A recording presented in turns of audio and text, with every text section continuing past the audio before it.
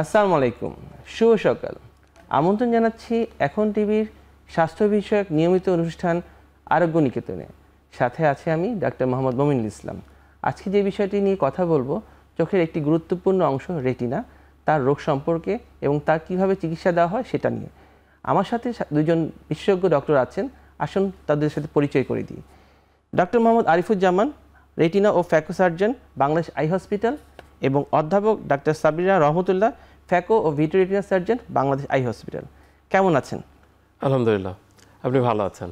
আপনি ভালো আছেন? জি, ভালো আছি। আপনাদের অনেক ধন্যবাদ আপনাদের আমাদের সময় দেওয়ার জন্য। প্রথমে ডক্টর আরিফুজ্জামান, আপনাকে একটু কোশ্চেন করতে যাচ্ছি যে আমাদের চোখের মধ্যে ডায়াবেটিসের কারণে কি কি সমস্যা হতে পারে? আসলে ডায়াবেটিস তো আমাদের সারা দুনিয়াতেই এখন একটা সর্বগ্রাসী রোগ হিসাবে দাঁড়িয়ে গেছে, এবং বাংলাদেশ এবং ইন্ডিয়ান সাবকন্টিনেন্ট এখানে তো হাব বলা হচ্ছে যে নেক্সট ডিকেডসে এটা দেখা যাবে যে হয়তো মেইন অসুখী হিসাবে আত্মপ্রকাশ করবে।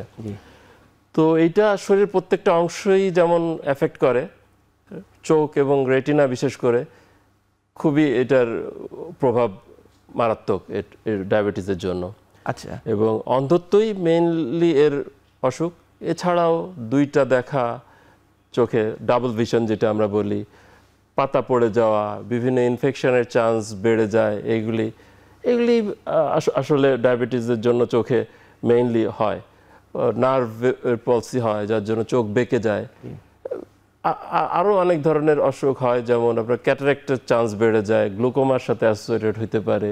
আর রক্ত নালীর যে রোগগুলি, ব্লিডিং হয় চোখে, আমরা জানি।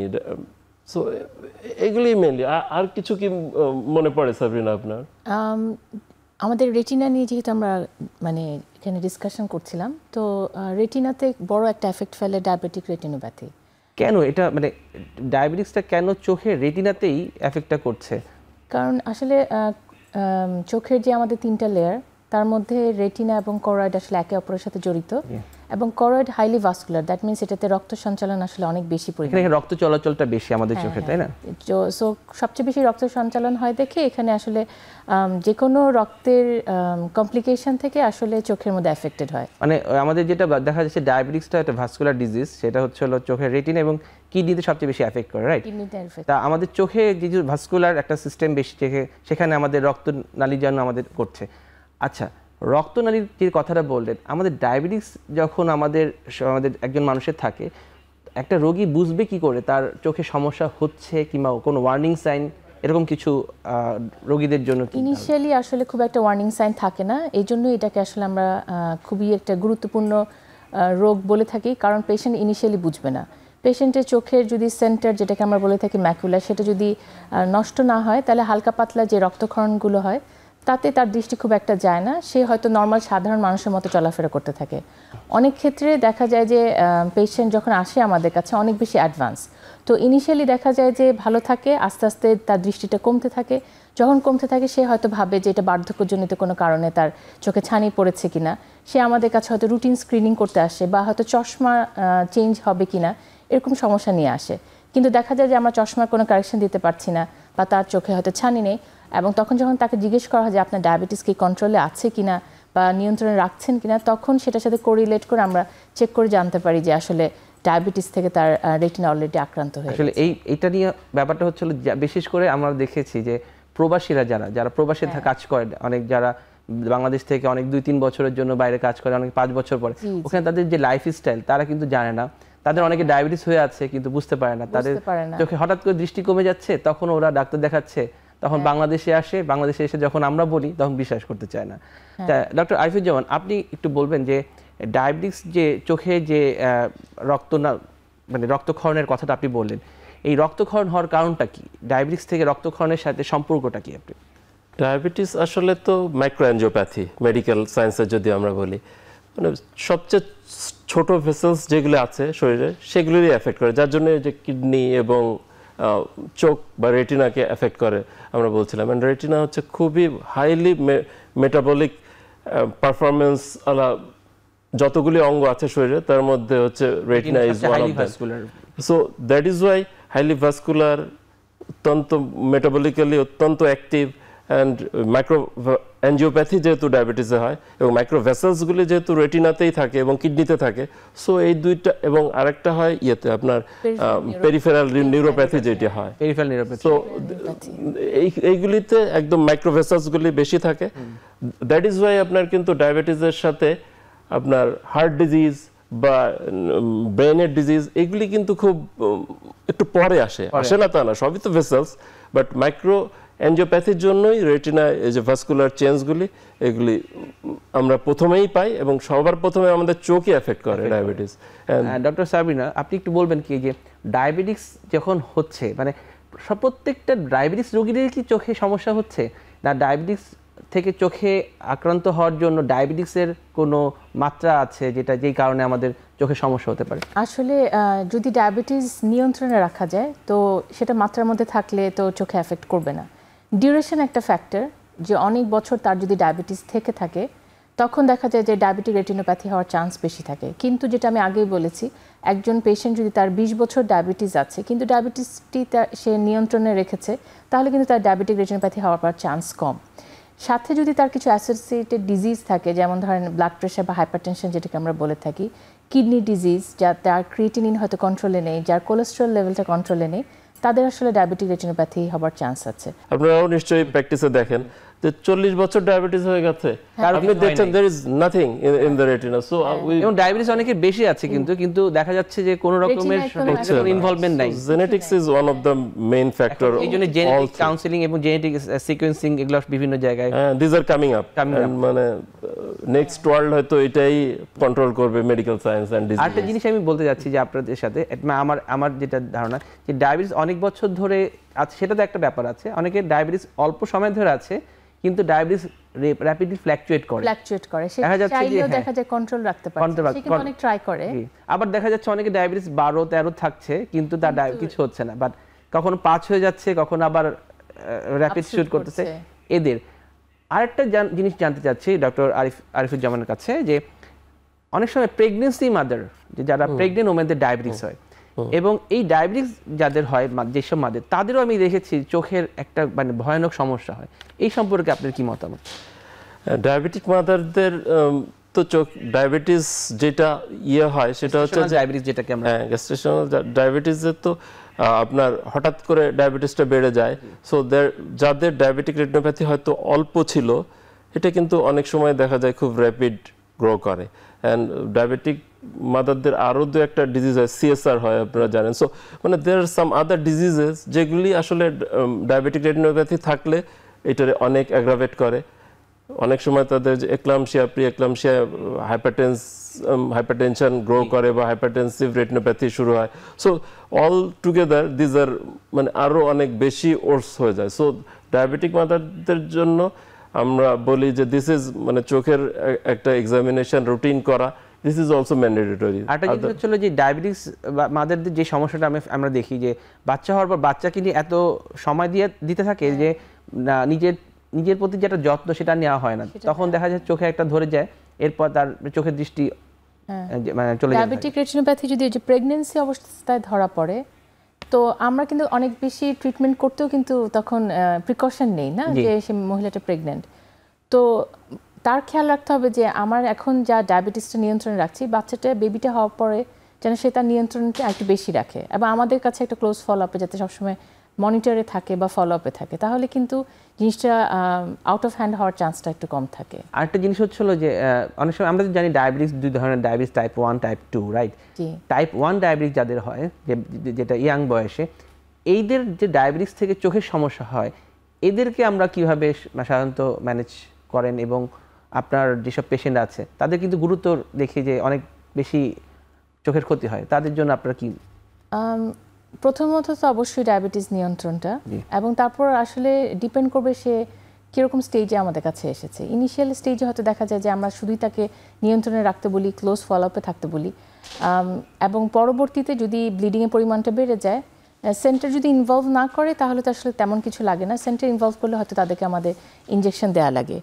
আর লেজারে কি এসব পেশেন্টরা যদি খুব বেশি খারাপ হয়ে যায় তখন আমরা লেজারের দিকে যাই, তার আগে তো এক্স্যাক্টলি ট্রিটমেন্ট তো আসলে খুব একটা যাই না। আমরা ট্রিটমেন্টে যাওয়ার আগে আমি আর একটা প্রশ্ন করতে চাচ্ছি যে ডায়াবেটিসের সাথে যে আমাদের যখন রোগীদের আছে আপনাদের আসার পর ডায়াবেটিস রোগীদেরকে আপনাদের মানে কি ধরনের কাউন্সিলিংটা প্রথমে শুরু করেন? ডায়াবেটিক রোগীদের তো প্রথমে আমাদের আসলে মানে ট্রিটমেন্ট আমি না করলেও ডায়াবেটিস রোগীদের এখন ডায়াবেটিস আছে কিন্তু তার ভিশনটা লস হচ্ছে কি হচ্ছে না সেটা আমরা বুঝতে পারছি না, কিন্তু ডায়াবেটিস রোগী আসলো তাদের যে আমাদের চিকিৎসা প্ল্যানটা, যে আমরা তাদেরকে কি বলবো, তাদের কতদিন পর পর চিকিৎসা মানে ডায়াবেটিস জন্য রেটিনা চেক করা উচিত, এই জিনিসটা একটু। আচ্ছা, বুঝতে পেরেছি। সো আমরা তো সেটাই যে ডায়াবেটিস কন্ট্রোল করতে বলবো, কোনো কোমরবিডিটি আছে কিনা, আদার যেটা ডক্টর সাবরিনা বলছিলেন, প্রেশার আছে কিনা, ডিসলিপিডেমিয়া, ওবেসিটি, এগুলি সব ঠিক রাখবে। সব কিছু তো ঠিকই আছে, কিন্তু একদম জেনারেল যেই ইনস্ট্রাকশন দেওয়ার জন্য যে কবে এই রুগীটা আমাদের নেক্সট ফলো আপ করবে, আমরা কিন্তু এইসব রোগীকে সবসময় চোখের মনিটা বড় করে রেটিনা দেখে দেবই। ডায়াবেটিসের রোগী আমাদের চেম্বারে আসলে এই জিনিস মিস করা যাবে না। This is number 1 formula. Number 2 হচ্ছে যদি কিছু না থাকে, ডক্টর সাবরিনা বলছিলেন যে যদি ব্লিডিং থাকে তাহলে আমরা কি করব, বাট কিছু নাই, একদম this is clear retina. So আমরা এইসব রোগীকে অ্যাটলিস্ট জেনারেল গাইডলাইন হচ্ছে ইয়ারলি একটা ফলো আপ করবই, প্রতি বছর একবার দেখাবে।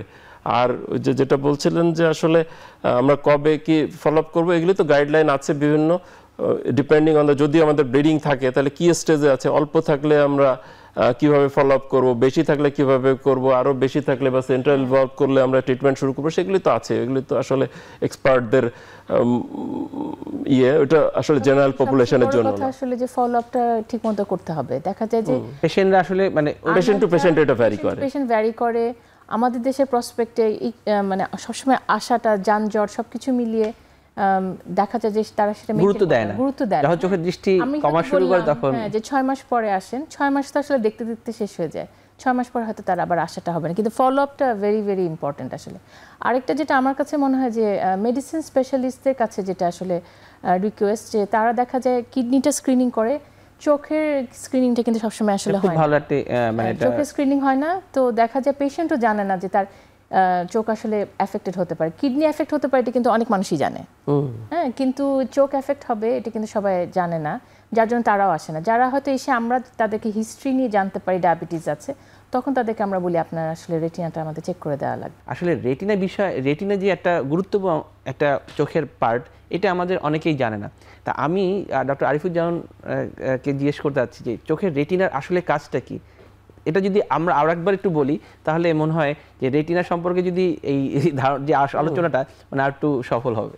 আসলে রেটিনার কাজ বোঝাতে গেলে তো আমাদের সেই বেসিক ইয়েতে চলে যেতে হবে, ক্যামেরার ইয়েতে স্ট্রাকচারে চলে যেতে হবে। ক্যামেরা আমাদের একটা লাইট সোর্স থাকে, এরপরে একটা শাটার থাকে, তারপরে ইমেজটা গিয়ে একটা ফিল্মে কিন্তু তৈরি হয়। সো আমাদের রেটিনাটা হচ্ছে ফিল্মের কাজটা করে, চোখের পেছনের অংশ। এটা প্রথমে সামনে দিয়ে আলোগুলি ঢুকে, পিপল দিয়ে ঢুকে অ্যাপারচারের মতো ক্যামেরার, তারপরে লেন্স এটার হয়, রিফ্লেকশন হয়, গিয়ে এটা আমার রেটিনার সেন্টার যেটা বলি আমরা ফোবিয়া বা ম্যাকুলা, ওইখানে গিয়ে ইমেজটা তৈরি হয়। সো রেটিনার কাজ হচ্ছে আমার ক্যামেরার ফিল্মের মতো, সহজ করে বললে ছবিটা তৈরি করা, যেখানে আমাদের ছবিটা তৈরি হয়, আমরা যাই দেখি ওটা রেটিনাতেই তৈরি হয়, তারপরে এটা গিয়ে ব্রেনে প্রসেস হয়ে আমরা দেখি। সো মানে শর্টলি এটাই হচ্ছে রেটিনার কাজ। এবং এটা যদি ক্ষতিগ্রস্ত হয় তাহলে তো আমার ছবিটাই তৈরি হবে না, সো আমি কিন্তু আর দেখতে পাবো না। আমরা যেমন লেন্সটা সবাই বুঝি, সবাই এসেই যে আমার ছানি পড়লো কিনা, আমার লেন্সে কিছু হয়েছে কিনা, বাট রেটিনাটা তো আমরা জেনারেল পপুলেশন বুঝি না। But it is coming day by day. আসলে তো ডায়াবেটিক এত ছিলও না, বা অন্যান্য রেটিনাল ডিজিজগুলি আগের দিনে এত ছিল না, এজ রিলেটেড ম্যাকুলার ডিজেনারেশন, যেগুলি মানে আসলে লাইফ এক্সপেক্টেন্সি বাড়ার জন্য যেসব ডিজিজ তৈরি হয়েছে, এগুলি তো আসলে এত ছিল না। প্রেসার এত ছিল না আগে, মানুষ লাইফস্টাইলটা অন্যরকম ছিল, junk food, exactly junk food, তারপর সেডেন্টারি ওয়ার্ক, আমাদের মতো বসে বসে কাজ, স্ট্রেসটা অনেক আগের চেয়ে অনেক বেড়ে গেছে, কম্পিটিশন বেড়ে গেছে। এক্স্যাক্টলি।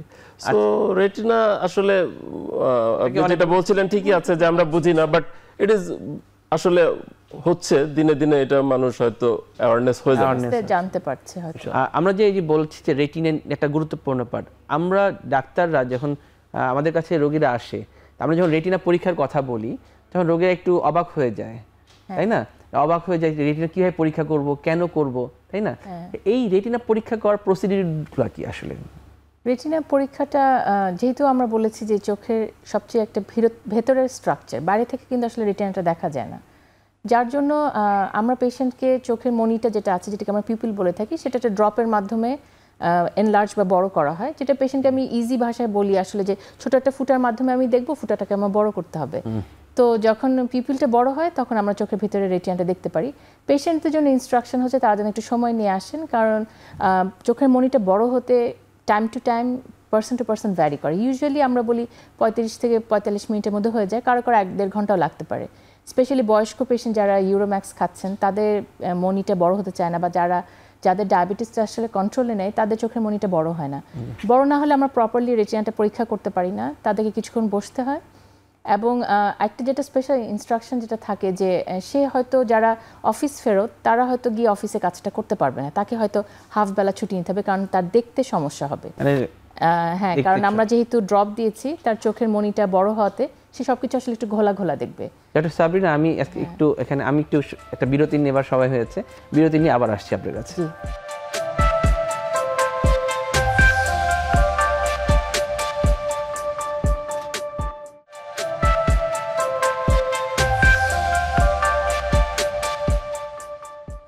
বিরতির আগে যেটা বলছিলাম যে আপনি বলছিলেন যে আমাদের যারা পরীক্ষা করা হয় তাদের অফিস ফেরত, মানে অফিসে ব্যাক করে এসে কাজ করতে, এটার কারণটা কি? মানে এটা চোখের, আমরা যে চোখটা মনিটা বড় করার কারণে আমাদের চোখের দৃষ্টিটা কিছুক্ষণের জন্য আসলে ঝাপসা হয়ে যায়, কারণ চোখের মনির কাজ আসলে যে ছোট বড় হওয়া। হ্যাঁ, যে রোদে গেলাম তখন চোখের মনিটা ছোট হয়ে যায় যাতে চোখে বেশি আলো না যায়, দেখতে যাতে অসুবিধা না হয়। আবার অন্ধকারে কিন্তু মনিটা একটু বড় হয়ে যায় যাতে দেখতে তার ইজি হয়।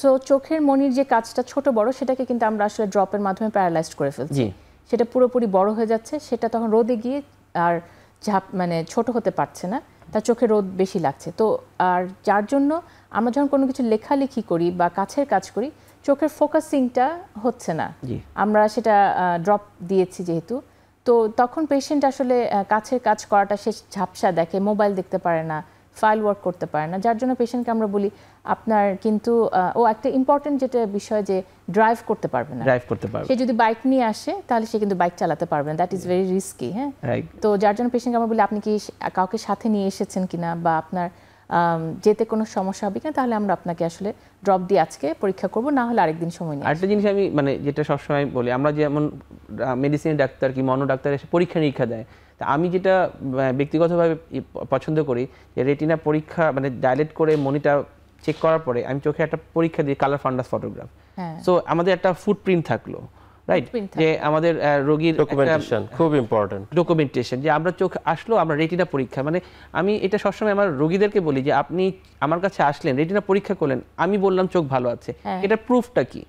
আমি একটা প্রুফ দিতে চাই, সেটা চোখের রেটিনাটা ছবি তুলে আমরা তাকে দিয়ে দিই, তখন বুঝিয়ে দিই যে চোখের রেটিনাটা এই কন্ডিশন আছে, আমরা 6 মাস পর কিংবা 1 বছর পরে আবার যখন করব যে এই চোখের আজকের যে পরীক্ষার সাথে 1 বছরের পরীক্ষাটা মিলিয়ে দেখব। আমাদের জন্য কিন্তু ট্রিটমেন্ট করতে ইজি হয়, কারণ সে হয়তো লাস্ট 6 মাস আগে যেরকম ছিল এখন আমি দেখতে পাচ্ছি যে তার আসলে ফাইন্ডিংসগুলো চেঞ্জ হয়েছে। Colour ফান্ডাস photographer, this is a very good practice. আমি এখন যেটা ডক্টর আরিফুজ্জামান, আপনি কি বলবেন যে ডায়াবেটিস রোগী আসলো, আপনার ডায়াবেটিস রোগীদের আপনারা ইনিশিয়ালি কি ধরনের ট্রিটমেন্ট প্ল্যানে যান এবং মানে ম্যানেজমেন্ট প্ল্যানটা কি হতে পারে? প্রথমে ম্যানেজমেন্ট প্ল্যান তো আমরা ইনভেস্টিগেশন দিয়ে আমরা যদি শুরু করি, না বুঝতে পেরেছি, ম্যানেজমেন্ট প্ল্যান তো আসলে ওইভাবেই যে আপনি প্রথমে একটা চোখে রোগীর ভিশন দেখবেন, ভিশন কমেছে কিনা, কমে নাই তাহলে তারপরে আপনি বা কমেছে, তারপরে আপনি এটার ডাইলেটেড ফান্ডাস এক্সামিনেশনটা করবেন, যেটা সাবরিনা খুব সুন্দর করে বললেন যে কিভাবে আমরা করি। এটা করার পরে আপনি ইনভেস্টিগেশনে পাঠালেন, কালার ফান্ডাস করেন, যদি আপনার কোনো ফাইন্ডিংস থাকে যে আপনি সন্দেহ করছেন যে এখানে ব্লিডিং আছে, কোন স্টেজে আছে, এটা বোঝার জন্য আপনার একটা অ্যাঞ্জিওগ্রাম করা অনেক সময় জরুরি হয়। যদি আপনি চোখে মানে খুব একদম অবভিয়াস ব্লিডিং নাই, তো তাহলে তো আপনার এটা বোঝার জন্য কোন স্টেজে আছে একটা অ্যাঞ্জিওগ্রাম করা লাগতে পারে। ওসিটি একটা পরীক্ষা হয় আমাদের, ব্রেনের যেমন সিটি স্ক্যান হয় ওরকম চোখেরও রেটিনার স্ক্যান হয়, অপটিক্যাল কোহারেন্স টোমোগ্রাফি আমরা বলি।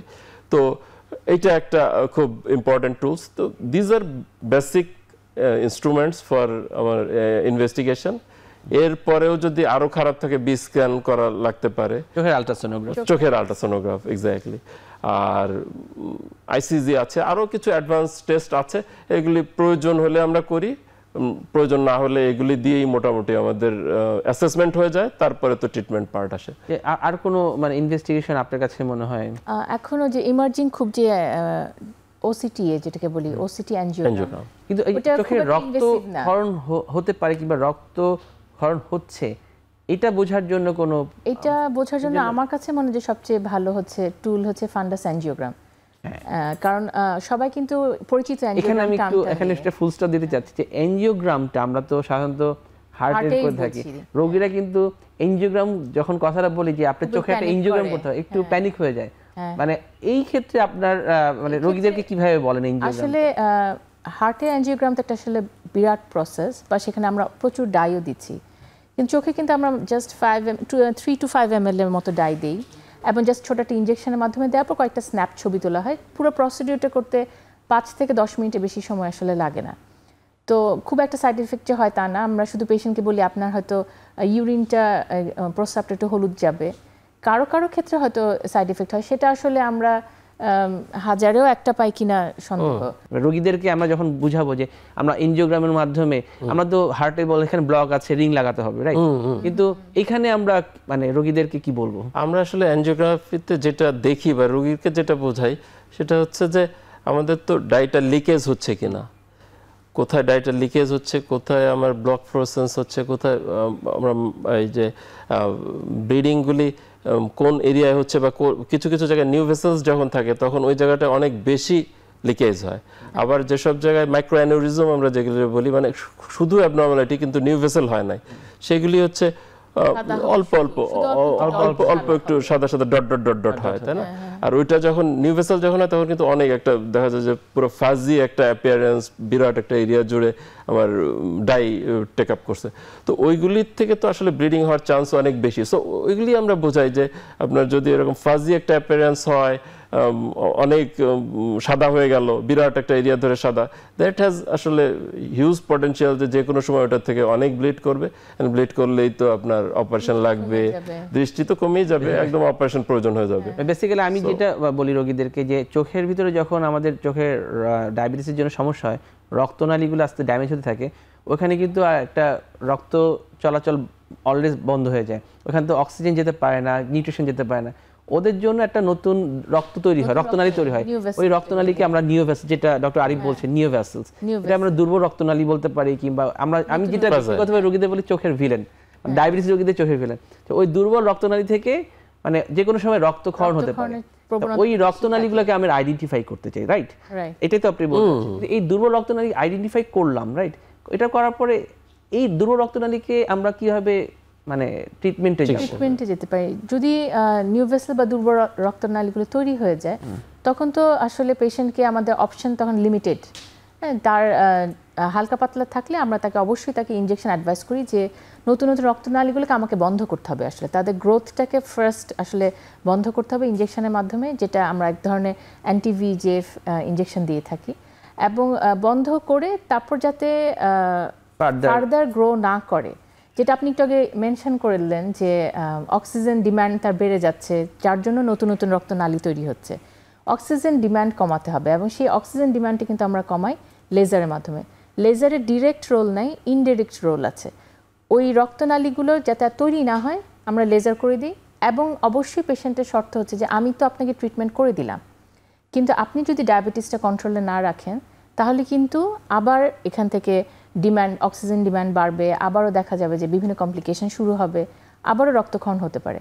অনেকাংশেই পেশেন্ট আসলে আমাদের কাছে আসে বলে আমি এতগুলো ইনজেকশন দিয়েছি, আমি লেজার করেছি, কিন্তু আমার কিন্তু দৃষ্টি ভালো হয়নি, বা আমার আবার রক্তক্ষরণ হচ্ছে। পেশেন্ট এক ডাক্তারের কাছ থেকে আরেক ডাক্তারের কাছে যায়, যেটা তার কাছে মনে হয় যে তার হয়তো ট্রিটমেন্টটা ঠিক হয়নি, কিন্তু বেসিক যে জিনিসটা সে কিন্তু সেটা ঠিক করে নেই, তার ডায়াবেটিসটা সে কন্ট্রোলে আনে নেয়, সে প্রেশারটা কন্ট্রোলে আনে নেয়, যার জন্য তার আবার লিকেজ হয়েছে, আবার রক্তক্ষরণ হয়েছে, আবার তার এখন ট্রিটমেন্ট লাগবে। তা আপনি কি ডক্টর আরিফ কিছু মনে করেন যে এক্সট্রা আসলে আরো কিছু পেশেন্টদের জন্য বলা দরকার? না, আসলে তো মানে আমিও আমার প্র্যাকটিসে যেটা সবসময় খুব এমফাসিস দেই সেটা হচ্ছে যে আমরা তো ট্রিটমেন্ট করি, বা আমি ওই যে বললেন আপনি ইনজেকশন দেন, আমি তো ইনজেকশন প্রথমে দেই না যদি ও ডায়াবেটিস কন্ট্রোল না করে, because there are many risks.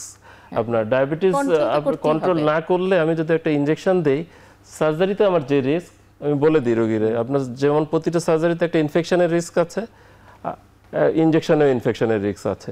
So আপনি যদি ডায়াবেটিসই কন্ট্রোল না করেন তাহলে কিন্তু এই রিস্ক আমরা পারছি না এলিমিনেট করতে, অ্যান্ড ইন দ্যাট কেস তো আপনার একেবারেই চোখটা শেষ হয়ে যাওয়ার সম্ভাবনা। চোখের রেটিনাতে ডায়াবেটিসের কারণে আর কোন কোন কারণে ইনজেকশন দিয়ে থাকে? রক্তক্ষরণ ছাড়া তো ওইগুলিও সব রক্তনালী ডিজিজই। রক্তনালীগুলি তো প্রথমে যেটা হয় আপনারা বললেন যে একটু আগে বললেন যে চোখের মধ্যে পানি জমে যাওয়া, হ্যাঁ সেটাই বলছি আমি, যে রক্তনালীগুলি তো প্রথমে ড্যামেজ হয়ে যেটা করে সেটা হচ্ছে যে ব্লাড ভেসেলগুলি উইক হয়ে গেলে ওর পোরাসিটি বেড়ে যায়, সো ওইটার থেকে কিন্তু লিক করতে থাকে ফ্লুইড। রক্তের মধ্যে তো 95%ই পানি, সো এই পানিটা আসলে বেরিয়ে যায় যখন আমার রক্তনালীটা উইক হয়ে যায়। সো রক্তনালী উইক হয়ে গেলে পানি বেরিয়ে যায়, ওই পানিটা আবার টিস্যুর মধ্যে আসে, তো আমরা ডায়াবেটিক ম্যাকুলার ইডিমা বলি, যেটা মানে চোখে পানি চলে আসে, যেই জায়গাটা আমরা দেখার পর বুঝতে পারি রোগীরা ঝাপসা দেখছে, এক্স্যাক্টলি দৃষ্টি কমে যায়। সো আমার যেই জায়গায় আমরা আলো পড়ার পরে দেখি ওই জায়গাটা পানি যখন চলে আসে তখনই আমাদের ভিশনটা কমে যায়।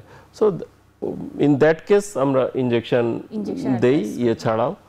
আর ডায়াবেটিস, প্রেশার, একই কথাই বারবার, যে যত শারীরিক যত রোগ আছে সবগুলি কন্ট্রিবিউট করতে থাকে যখন আপনার ডায়াবেটিক রেটিনোপ্যাথি একবার শুরু হয়। এই যে নেফ্রোপ্যাথি হইলে সেটাও কন্ট্রিবিউট করে, kidney disease, smoking is one of the. So এগুলি সব আমাদের আসলে বলতে হয় রোগীকে যে আপনি এই সবগুলি ফ্যাক্টর জন্য আপনার ঠিক থাকে, তাইলেই আপনি you will get the good response of the treatment. আমরা যেটা ইনজেকশন বা লেজার করব বা অপারেশন করলে পরেও একই কথা, অপারেশন করে দিলাম আপনি সারা জীবন ভালো হয়ে গেলেন এমন না, আপনি আবার এইসব অসুখ যদি থাকে, খারাপ হয়, তাহলে এগুলি আবার আপনার রক্তনালীকে নষ্ট করে দেবে। ডক্টর আরিফ, সময় হয়েছে একটা ছোট বিরতি নেওয়ার, বিরতির পর আমরা আবার আসছি।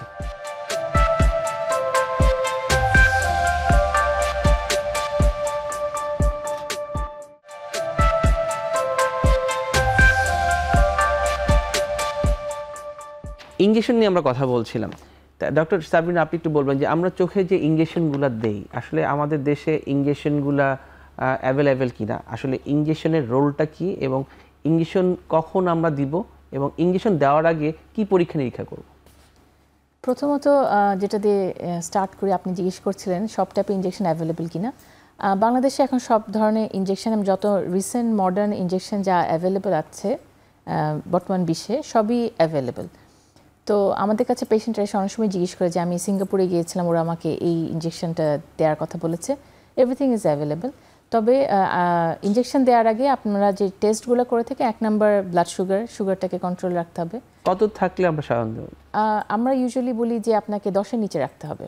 র্যান্ডম ফাস্ট র্যান্ডম 10-এর নিচে আসলে 6-7-এর মধ্যে থাকাটা সবচেয়ে ভালো। কারো যদি 8 হয়ে যায় তাহলেও দেওয়া যেতে পারে, 10-এর নিচে রাখতে হবে আসলে র্যান্ডমটা। ফাস্টিং 10 নিয়ে আসলে হবে না, ফাস্টিং 10 তো আসলে খাওয়ার পর তো আবার বেড়ে যাচ্ছে। আমরা রোগীদেরকে মানে আমরা যে ইনজেকশন দিতে হবে জেনে আমরা সঙ্গে সঙ্গে ইনজেকশন দিয়ে ফেললাম তা না, তা করা যাবে না। ইনজেকশন দেওয়ার আগে রোগীকে আগে প্রিপেয়ার করতে হবে, একদম ফিটনেস খুব জরুরি। এই জায়গাটা আমরা অনেক সময় ডাক্তাররা মাঝে মাঝে মিসিং হয়। আপনি বলছিলেন যে ইনজেকশন থেকে ইনফেকশন হওয়ার, ইনফেকশনটা কি ধরনের ইনফেকশনটা? আপনি এই যে আমাদের এন্ডোপথ্যালমাইটিস যেটা আমরা বলি, চোখের ভেতরের যেই অংশগুলি সেগুলিতে ইনফেকশন হয়ে গেলে তো আসলে this is very difficult to control. শরীরের অন্য যে কোনো ইনফেকশন আপনি কিন্তু ড্রেসিং করবেন, এটা ঠিক হয়ে যাবে, অ্যান্টিবায়োটিক দেবেন, বাট চোখের একটা ইনফেকশন হলে this is very devastating, and মানে এটা কন্ট্রোল করাও খুব কঠিন, অন্তত একেবারে অনেক সময় ইনএভিটেবল হয়ে যায়। আমরা হয়তো সার্জারি করি, ইন্ট্রাভিট্রাল ইনজেকশন দেই, আর অন্য ধরনের কিছু অ্যান্টিবায়োটিক ইনজেকশন দেই, এটা ম্যানেজ করা যায়, কিন্তু অনেক ক্ষেত্রেই দেখা যায় যে সবসময় ম্যানেজ করা যায় না এবং চোখ আলটিমেটলি চোখই হারিয়ে ফেলতে হয়। সো দ্যাট ইজ মানে খুব আমার অভিজ্ঞতায় দেখেছি, আমার কাছে যে একটা এরকম রোগী আসছিল যে ডায়াবেটিস নিয়মিত মানে কন্ট্রোল না, তার নর্মালটা ভাইরাল মানে ভাইরাল ফিভার হয়েছে, ভাইরাল ফিভারের পর চোখ লাল এবং চোখে এন্ডোপথ্যালমাইটিস মানে ইনফেকশন। আমি আমার কাছে এরকম মানে পেশেন্ট আছে। মানে ডায়াবেটিস থেকে জ্বর ছিল, হ্যাঁ জ্বরের পরে ছিল। কিন্তু এখন রিসেন্টলি বেশ চোখের রেটিনাতে বেশি infection ইনভলভমেন্ট হয়ে যাচ্ছে, ইনফেকশন হচ্ছে, হ্যাঁ। যারা ইমিউনো কম্প্রোমাইজ, যারা ডায়াবেটিস এবং Immunocompromised। হাইপারটেনশন রোগে ইটস ভেরি স্যাড যে দেখা যায় হয়তো তার হয়তো একটাই চোখ, সেটা দিয়ে সে দেখতো। আমার ওই পেশেন্টের লাস্ট টাইম দেখলাম যে ওই চোখই তার এন্ডোপ হয়েছে, এন্ডোজেনাস এন্ডোপথ্যালমাইটিস হয়েছে।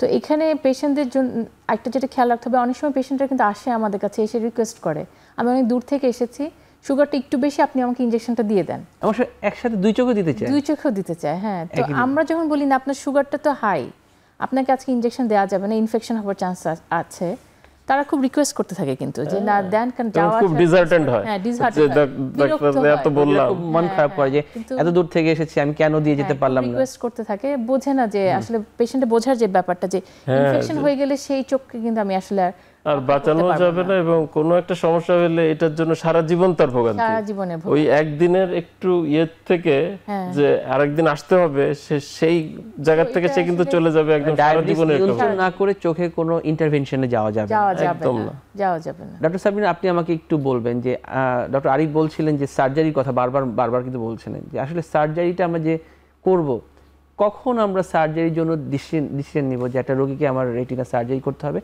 ডায়াবেটিস পেশেন্টের ক্ষেত্রে? ডায়াবেটিস পেশেন্টের ক্ষেত্রে অ্যাজ লং অ্যাজ আসলে জাস্ট একটু ফ্লুইড আছে, একটু রক্তক্ষরণ আছে, আমরা তো আসলে সার্জারিতে যাই না।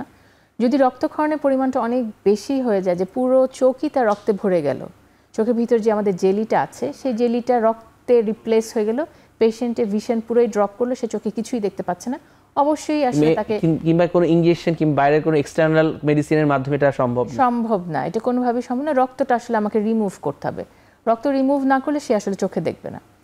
আবার হচ্ছে যে যদি তার ফাইব্রোসিস হয়, মানে নতুন নতুন রক্ত নালী যেমন তৈরি হয়, নতুন নতুন সেরকম অ্যাঞ্জিওজেনেসিস, হ্যাঁ মেমব্রেন বা তুলার মতো আবরণ, আমি পেশেন্টদেরকে বলি যে আপনার তুলার মতো আবরণ ছড়িয়ে গেছে চোখের ভিতরে, সেগুলো আসলে চোখের পর্দা বা রেটিনাটাকে টান দিয়ে ছিঁড়ে ফেলতে থাকে, তখন আমাকে এই তুলোর মতো আবরণ বা মেমব্রেনগুলোকে রিমুভ করতে হবে আসলে সার্জারির মাধ্যমে। রিমুভ না করলে রেটিনা ছিঁড়ে যাবে, এটা ছিঁড়ে গেলে ওই একই অবস্থা, একই অবস্থা, তার দৃষ্টি কমে যাবে। তো যার জন্য এই সময়গুলোতে আসলে আমরা সার্জারিতে যাই, তার আগে আসলে আমরা পেশেন্টকে সার্জারিতে অ্যাডভাইস করি না। আর অনেক সময় পেশেন্টরা আমাদেরকে আসলে রিকোয়েস্ট করে বা আস্ক করে যে আমার দৃষ্টিটা কেমন হবে, আগের মতো ভালো হয়ে যাবে? এটা আসলে খুব একটা গুরুত্বপূর্ণ ইনফরমেশন, যে ছানি অপারেশন কিন্তু খুব একটা আউটকাম ভালো, যে একটা জিনিস রিপ্লেস করে আমরা একটা নতুন লেন্স বসিয়ে দিচ্ছি, পেশেন্ট ভালো করছে, কারণ আমরা রিপ্লেস করতে পারছি লেন্সটাকে। রেটিনা তো আসলে রিপ্লেস করার কোনো অপশন নাই, আপনার যতটুকু ড্যামেজ হয়ে গেছে সেইটা তো হয়তো আপনার দৃষ্টিটাকে যতটুকু কমিয়েছে, সেটা অনেক ক্ষেত্রেই হয়তো আগের মতো ভালো হয় না। কিন্তু আমরা যদি চিকিৎসা করি, সে যা দেখছিল তার থেকে তো কিছু হলেও ইমপ্রুভ হবে এবং সেটা মেনটেন হবে, সে তার দৃষ্টি আর খারাপ হবে না বা ফার্দার কমপ্লিকেশনগুলো হবে না। হতে পারে সে 100% ইমপ্রুভ হলো না, কিন্তু তার যদি 50% আমরা তাকে ইমপ্রুভ করতে পারি, তাহলে তো তার জন্য আসলে সেটা অনেক। ডক্টর সাবিনা, সময় হয়েছে আরটি বিরতি নেওয়ার পর আমরা আবার আসছি।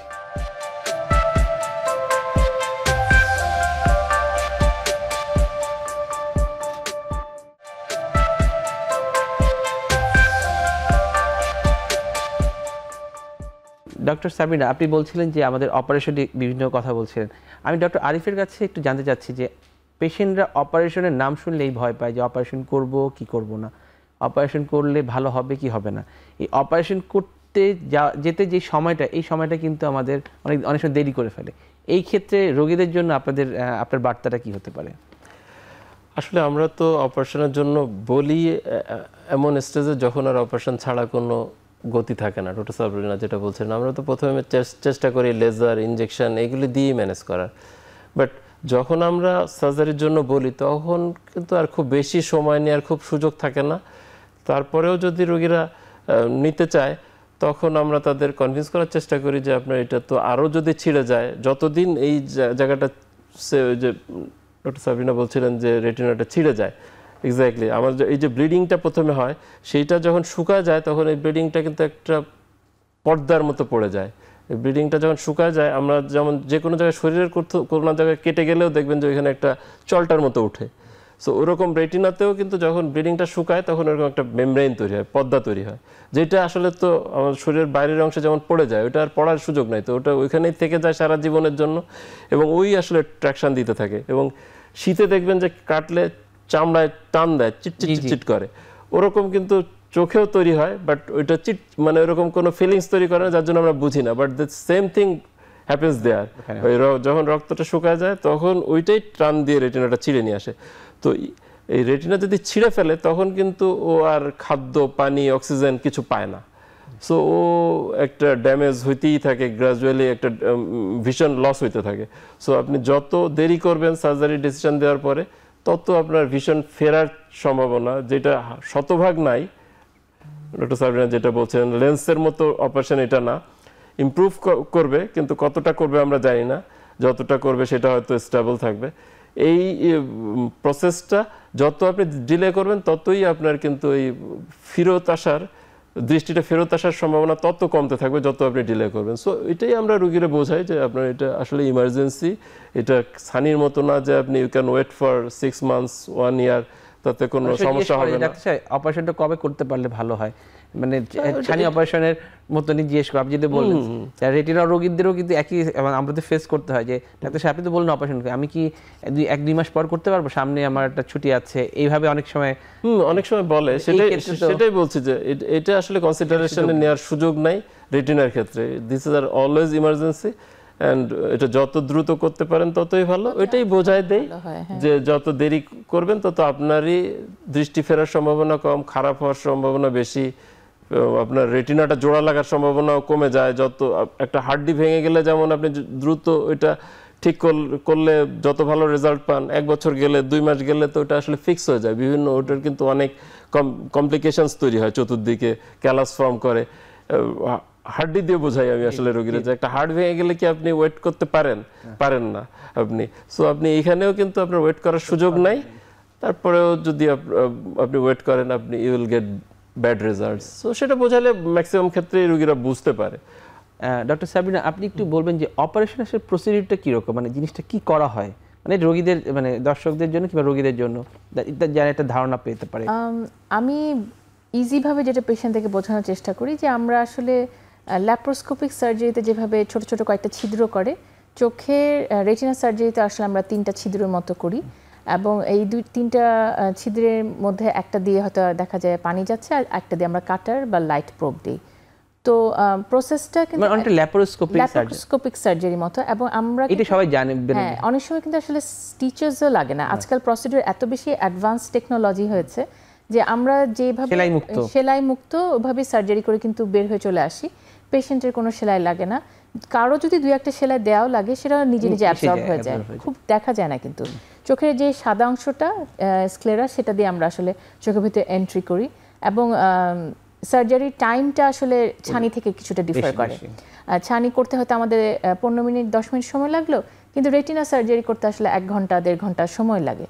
তো সময় নিয়ে আসলে আমাদের করতে হয়, এবং সবচেয়ে যেটা জানানোর যেটা বিষয় সেটা হচ্ছে অনেকাংশে আমরা কিন্তু লাগলে পেশেন্টের রক্তক্ষরণ বন্ধ করার জন্য চোখের ভিতরে মেডিসিন দিয়ে আসি, যেই মেডিসিনটা জন্য তার দৃষ্টি সাময়িক সময়ের জন্য কমে যায়। সিলিকন অয়েল কোনো সময় মেডিসিনটা নিজে নিজে অ্যাবজর্ব হয় যদি আমরা চোখের ভিতরে কোনো গ্যাস দিই, এবং অনেকাংশে কিন্তু যদি কোনো সিলিকন অয়েল বা তেল দিই তাহলে সেটা কিন্তু আবার আরেকটা সার্জারির মাধ্যমে 3 মাস পরে 2 মাস পরে আমরা আবার রিমুভ করি। সো এখানে প্রসিডিউরটা কিছুটা জটিল হলেও এখন অত্যাধুনিক মেশিনের জন্য আসলে সবকিছু খুব ইজি হয়ে গেছে, বা আউটকামটা আসলে অনেক অনেক ভালো আগের চাইতে। আচ্ছা, আপনি কিছু অ্যাড করতে চাচ্ছেন ডক্টর আরিফ? না, ওইটাই যে আসলে তো আমরাও 20 বছর আগে যখন সার্জারি শুরু করছি তখন যেই সব মেশিন এন্ড যেই প্রসিডিউরস ছিল, এখন এগুলি এত রিফাইন, এত হয়েছে যে আসলে সার্জারির টাইমটাও কমে আসছে। সার্জারি টাইম কমে আসছে। আমাদের অনেক সার্জন হয়ে গেছে। যখন আমরা শুরু করছি তখন আসলে দেয়ার আর ভেরি ফিউ, অ্যান্ড রেটিনার চিকিৎসা তো এদেশে হতোই না আসলে 20 বছর আগে। বাট এখন কিন্তু আমরা প্রাউডলি বলি যে আমাদের প্রত্যেকটা হাসপাতালে, যত চোখের হাসপাতাল আছে, প্রত্যেকটা হাসপাতালে 4-5 জন করে রেটিনা সার্জন আছে।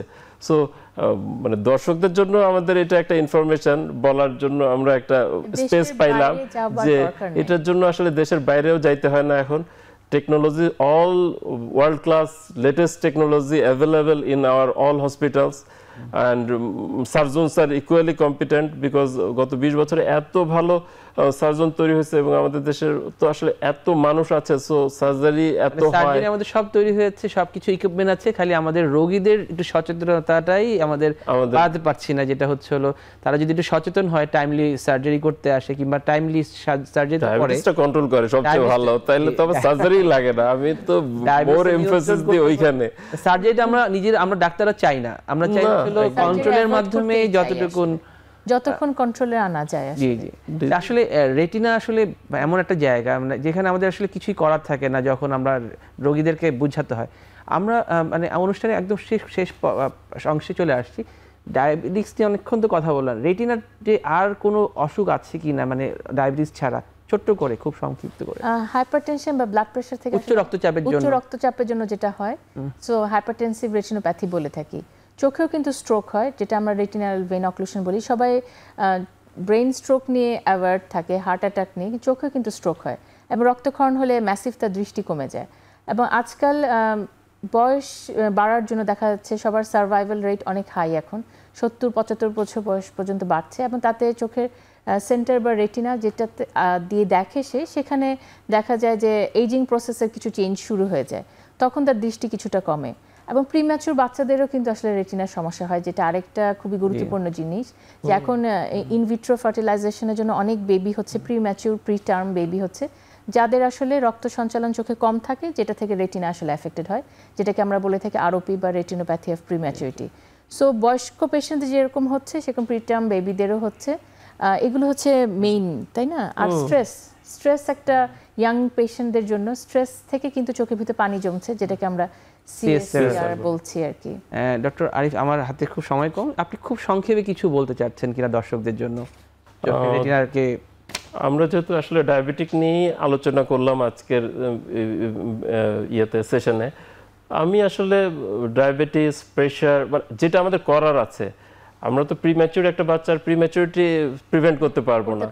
এজ রিলেটেড ম্যাকুলার ডিজেনারেশনে আমরা বয়স তো আমি কমায় নিয়ে আসতে পারবো না, বাট এই যে ডায়াবেটিস, প্রেশার, তারপর আমাদের kidney disease, obesity, smoking and মানে যত কোমরবিডিটিস আছে, এইগুলি যদি আমরা ঠিক করতে পারি তাহলে ইনশাআল্লাহ আমরা ভালো থাকতে পারবো। আমাদের চিকিৎসাই প্রয়োজন হবে না, আমাদের ওইটার দিকেই নজর দেওয়া উচিত যে how will prevent the diseases.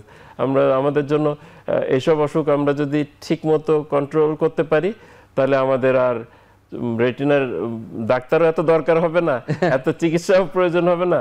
So আমরা সেটার জন্যই দর্শকদের সচেতন হওয়ার জন্য অনুরোধ করব। ধন্যবাদ।